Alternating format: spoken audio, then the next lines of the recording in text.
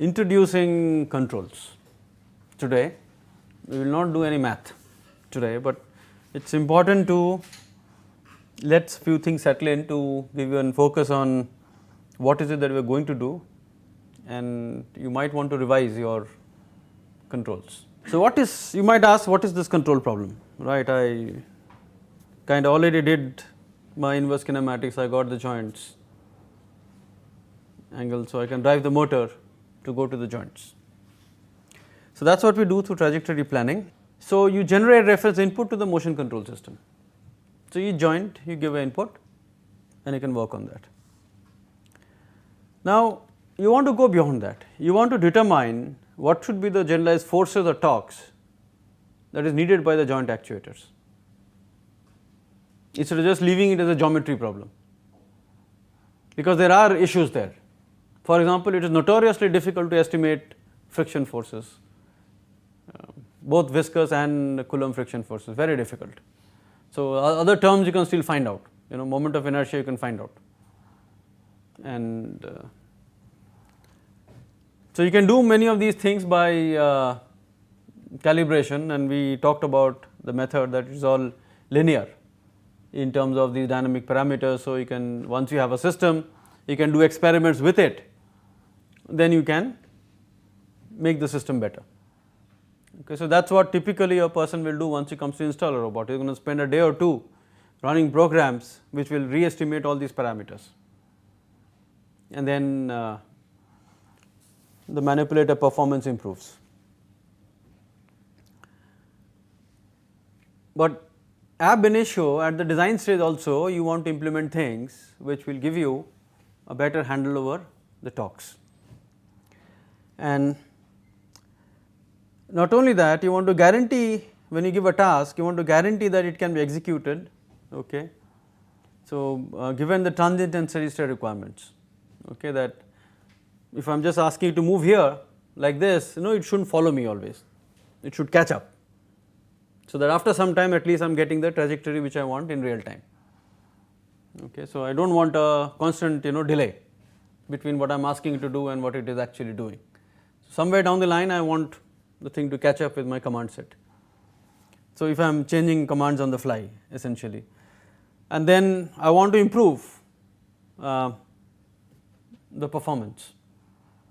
So, if you are sitting in a truck, you hit the accelerator, right, then the truck will say, okay, you want to go fast, are you sure, and then after 3 minutes it will start gaining speed, right. On the other hand, if you are on a motorcycle, you thump it and you will see yourself rushing forward. So, that is transient response.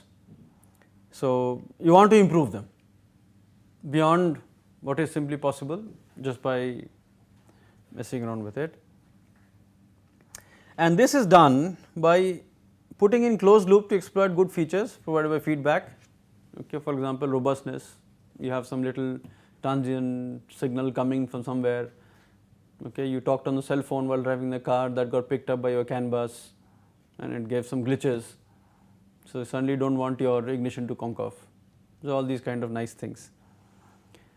And then modeling uncertainties, you do not know some parameters, friction and disturbance rejection. Okay. Robustness is you have designed something, but then you always have manufacturing errors, performance errors, right. So, your battery voltage may not always be 12.2 volts, right, it could be 12.1, it could be 12.4. You do not want your car performance to change because of that. So, all of these can be guaranteed by controls. Okay.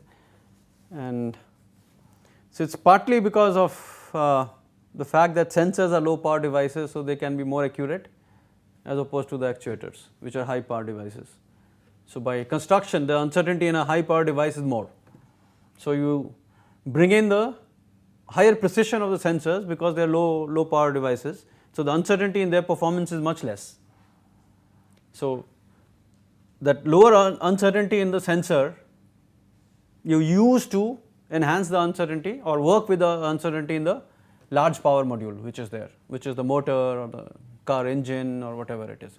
So, that is the basic concept of control. So, what could the tasks be? You have you are specifying motions for a manipulator in free space, move here, move there, do what, You don't know. Maybe you're painting, so then it's quite neat. You're not interacting. Well, there is slight interaction. Theoretically, if you go and talk to, say, somebody like who does fluid mechanics, Professor Sanghi, he'll say, oh, there is back pressure. So if you increase the flow rate, there will be more back pressure, but that's very small compared to the mass of the gun. That's not a problem. So that's an open space, free space thing. If you're welding, it's a mixture. There is interaction between the welding gun and this thing. There's a pull force. Unless you are careful, it might actually pull you in. Need to maintain distances, and then so that's a halfway through kind of a deal. If you are doing grinding, then you have a problem, because now you're going to have contact forces from the environment, and these contact forces are very high frequency, because if you have a grinding wheel, when you come in close, until you have actually made contact, you have near zero forces from the grinding wheel, and you make contact, and in a very short motion, you're going to have very large force pickup. So you've got to work with those kind of systems. And then you can specify motions also, that okay, you move on the table. Okay, so when you're doing this, when you move on the table, now this on the table is specified in the operational space. So this is the catch which is there. What you do is you delink two of these problems. One is motion control in free space, and then control of interaction with the environment. So we will look at joint space control techniques, and then there is this issue of decentralized control scheme, when you control a single manipulator joint independently of the others. So you get your Q values, Qt for that particular joint, and just drive it to make sure that that's working in the right manner. So for that you might need to know what is the outside torque, but then you can take care of it. You can calculate that and you can do that. But errors, so suppose now I have this joint which is rotating and this joint which is rotating. Question is, if I have an error in this joint, do I need to do something at this joint to compensate for it? Or will I be compensating for it, or I simply hope that after a little bit of time this will get corrected, so I don't do anything here. But then the other technique could be due to something, there is a glitch here, so this is not going up the right way. So then I start moving this immediately to compensate for that. So there are two approaches to it. So first one is decentralized control, when you just do a single manipulator joint independently of the others. Then do centralized control scheme, so when you take care of these interactions between joints. So if I am moving this faster, then the torque required here will be more, because this is also moving faster. So all these kind of actions you take care of. On the other hand, so this you can do, but if you have interaction, contact forces, specification that you need to move along a table, then you have to work with the operational space control schemes. Otherwise it's trouble, because these are specified in the operational space, so you have to feed it back in this domain, otherwise it does not work. And so if you use operational space, you require different hardware and software combinations. Then say if you're doing say trajectory tracking, I want to do this figure, so that is different requirement as opposed to saying I want to pick up here and I want to land up there. So that's very different requirements that you need from the manipulator structure and the software. And so mechanical design also, the basic structure is also quite important. If you have a Cartesian robot, that means something which moves x, y and z, your control strategy, three sliding joints will be very different instead of if you have a anthropomorphic, that is joint, joint, joint, joint kind of a structure. So if you have x, y, z, then the motions are decoupled, you don't worry about it. So your control strategy will also change based on that. And then the joint actuator also has effect on the type of control strategy used. So for what we talked about is that when we have electric motors, typically you can have reduction gears with high ratios, right? And when we did this, we saw the system tended to linearize. If you remember, when we calculated the matrices, we had terms which had square of the reduction ratio and terms which had which is linearly dependent on the reduction ratio, and we say reduction ratio is typically order of 50 to 100. So, you are talking about 50 and 2500,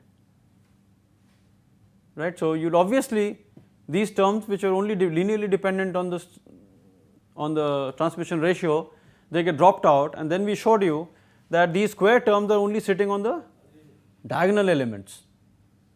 So, you get decoupling, you do not get the effect of one joint motion in the other joint motion due to these kind of ratios.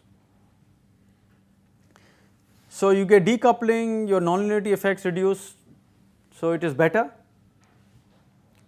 So, the compromise is that joint friction, elasticity and backlash may limit system performance, okay, more than it is due to the config independent inertia.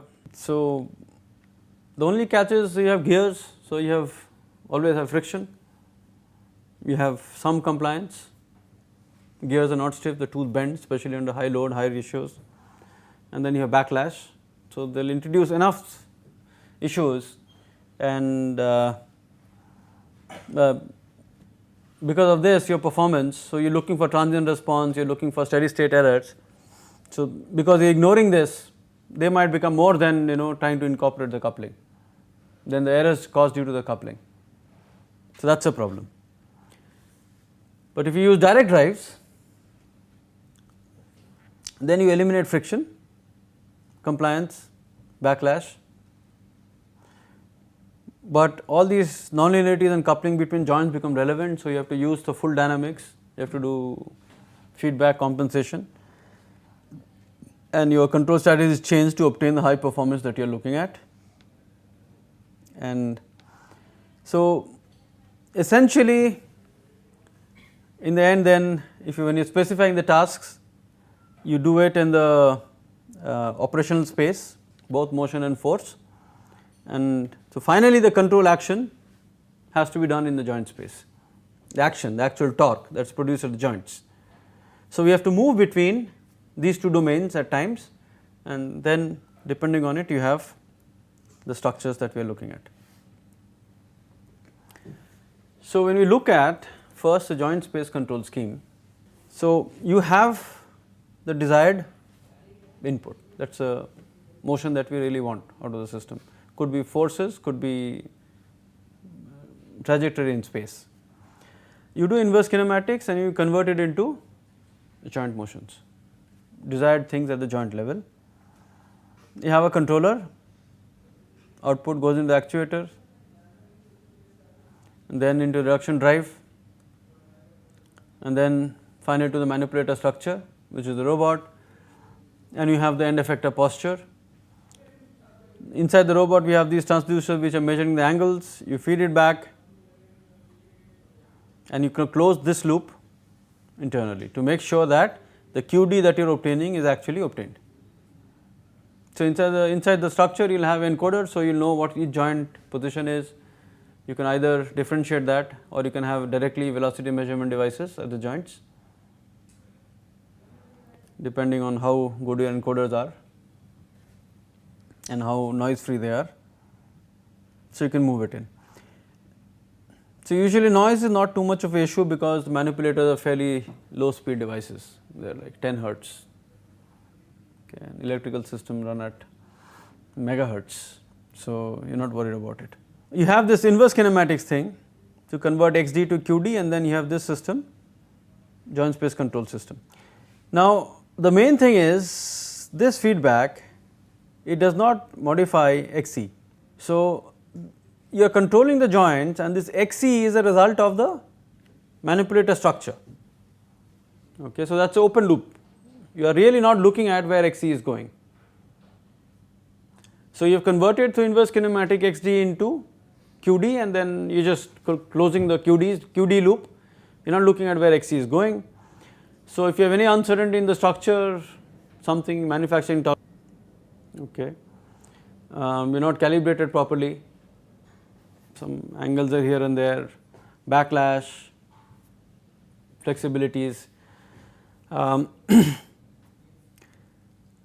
then you have an error So, you express manipulator here, somebody put the object on which you are manipulating, that is changed little bit. So, none of these can be taken care of in the system. So, that is a big problem that you are looking at. Then you can have operation space control schemes. Now, here, so it is obviously the algorithmic complexity is much larger.